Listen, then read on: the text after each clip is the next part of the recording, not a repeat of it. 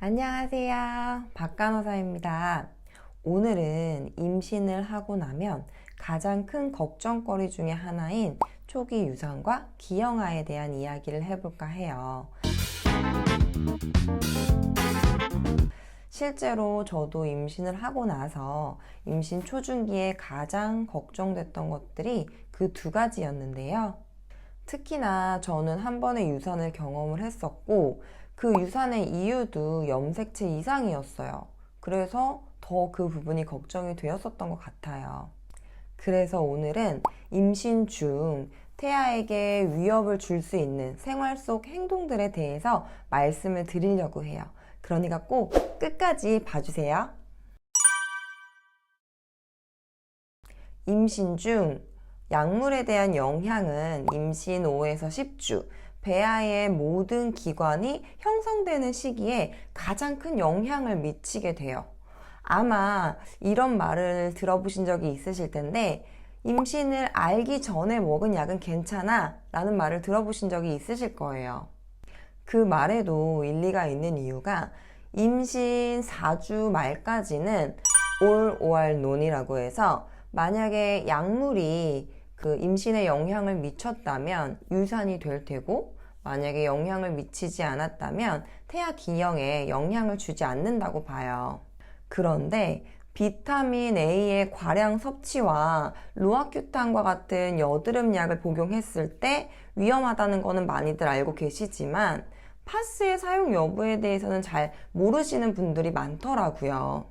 그래서 임신하게 되면 무거워진 몸과 허리, 무릎 이런 데에 통증이 많이 생기게 되는데 이럴 때 무심코 파스를 사용하게 될 수도 있지 않을까 싶어요. 그치만 파스 성분 중에 포함되어 있는 엔세이드 성분은 임신 초기에 복용하게 되면 초기 유산율을 높이고 임신 20주 이후에 복용을 하게 되면 태아의 심장 문제, 특히나 동맥관 폐쇄의 위험을 증가시키게 돼요. 또 임신 후기에 복용을 하게 되면 양수가 감소하거나 양수 과다증이 일어나기도 하고 자궁수축 감소로 분만 지연이 일어나기도 해요. 그런데 이 엔세이드 성분이 포함되어 있는 파스를 무심코 붙이게 되면 이 진통제 성분이 피부로 흡수가 되어서 태아에게 영향을 줄 수 있어요. 그렇기 때문에 우리 임산부 분들 꼭 알고 계셨다가 절대 사용하지 않기로 해요. 그리고 임신 중에 대부분의 약들을 조심해야 되는 거는 맞지만 상황에 따라 임신 중에 복용을 할 수 있는 약들도 있으니까 약을 복용하시기 전에는 꼭 주치의와 상의 후에 드시는 게 좋아요.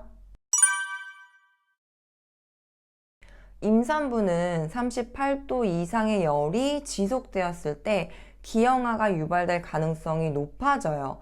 그렇기 때문에 이럴 경우에는 꼭 진료를 보셔야 해요.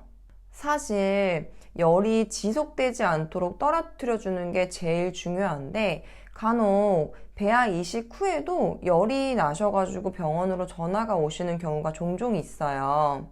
이럴 경우 약을 먹는 게 걱정이 되어서 열이 나도록 계속 두는 것보다는 타이레놀을 복용해서 열을 떨어뜨려 주는 게 좋아요.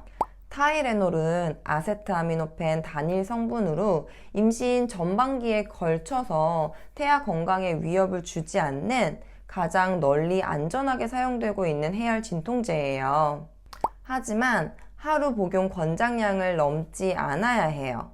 임산부가 열이 났을 때와 타이레놀을 복용했을 때의 부작용을 비교해 본다면 임산부의 발열이 태아에게 위협을 줄 가능성이 훨씬 높기 때문에 열이 났을 때에는 타이레놀을 복용하시는 게 더 좋아요.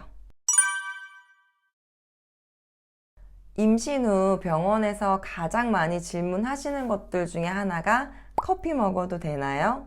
라는 질문 같아요. 그렇게 물어보시면 이제 교수님들께서는 스트레스 받는 것보다 하루 한 잔까지 드시는 거는 괜찮습니다 라고 말씀을 해 주시는데요. 카페인은 300mg 이하로 섭취를 해야 초기 태아 신경계 손상을 막을 수 있다고 해요. 엄마가 먹은 카페인은 태반을 통해서 바로 아이에게 전달이 되는데 태아의 경우 뇌혈관 장벽이라는 구조물이 아직 완성이 되지 않아서 독성 물질에 쉽게 손상을 받게 돼요. 그렇기 때문에 가능하다면 카페인도 조심해 주시는 게 좋아요. 믹스커피 한 잔에는 60에서 70mg 정도, 스타벅스 아메리카노 톨 사이즈 한 잔에는 190mg 정도의 카페인이 포함이 되어 있지만 우리가 실생활에서 녹차나 초콜릿 같은 걸로 카페인을 섭취하게 될 수도 있기 때문에 항상 조심해 주시는 게 좋아요. 임신을 하게 되면 물론 입덧 때문에 못 먹는 것도 있지만 먹는 것 자체도 굉장히 좀 조심스러워지는 게 사실이에요. 예를 들면 팥을 먹으면 안 된다, 파인애플을 먹으면 유산이 된다, 이런 말들이 있기는 한데 사실 우리가 이런 음식을 먹을 때 막 한 트럭씩 막 이렇게 먹지는 않잖아요. 그래서 사실 이런 음식을 먹는다고 해서 큰 문제를 일으키지는 않아요. 임신 중에 술, 담배를 제외하고는 특별하게 제한할 음식은 없지만 한 가지, 날 음식은 정말 조심하셔야 돼요. 예를 들어 회나 초밥, 날계란이나 반숙계란도 조심하시는 게 좋아요. 날계란이나 반숙계란을 조심해야 되는 이유는 살모넬라균에 의한 식중독의 위험 때문인데 이 살모넬라균은 계란 껍질에만 존재하는 게 아니고 그 내부에도 존재할 수 있기 때문에 가열이 불충분한 반숙란 드시는 것도 조심하시는 게 좋아요.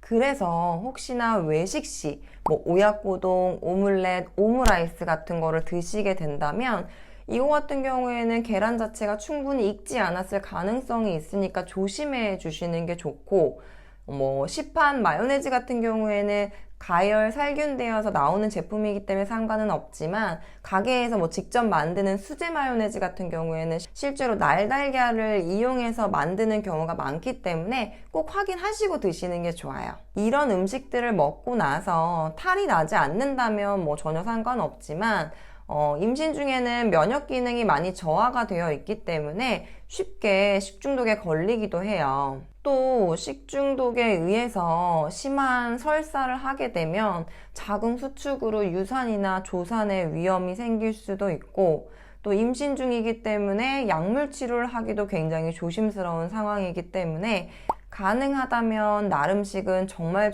조심해 주시는 게 좋아요. 누구나 알고 있겠지만 정말 조심해야 되는 술과 담배, 특히나 술은 여과 없이 태반을 바로 통과를 해서 정신지체, 성장지연, 그리고 안면기형을 특징적으로 하는 태아 알코올 증후군을 일으키기도 해요. 어떤 술이든 한 모금이라도 태아에게 영향을 줄 수 있으니까 임신 중에는 절대 안 돼요. 담배 또한 니코틴이 혈관을 수축시켜서 태반으로 가는 혈액량을 감소시켜서 태아에게 산소 공급이 제대로 되지 않을 수 있어요. 이로 인해서 자연유산이 되거나 손가락, 발가락에 기형을 일으키는 등 여러 가지 문제를 일으킬 수 있어요. 임신 전에는 잘 못 느꼈던 사실인데 임신하고 나니까 길거리에서 담배 피시는 분들이 꽤 많더라고요. 그래서 저는 임신 중에 코를 이렇게 막고 다녔었던 것 같아요. 간접 흡연도 같은 영향을 준다고 하니까 임산부 분들 모두 조심하세요. 한 생명을 몸에 품는다는 게 정말 쉬운 일이 아니죠. 임신을 하고 나면 몸도 힘든데 주의하고 조심할 것도 참 많고 남편들이 우리가 이렇게 힘든 거를 잘 알아줘야 될 텐데 말이죠. 임신을 하게 되면 꼭 알아야 할 내용들이니까 주변에 임신하신 분들이 있다면 같이 공유해서 확인해 주시고요. 이렇게 소중하게 뱃속에서 키운 아기 건강하게 순산하시길 바라면서 오늘의 영상이 도움이 되셨다면 구독과 좋아요 부탁드리고요. 오늘도 여기까지 봐주셔서 감사합니다.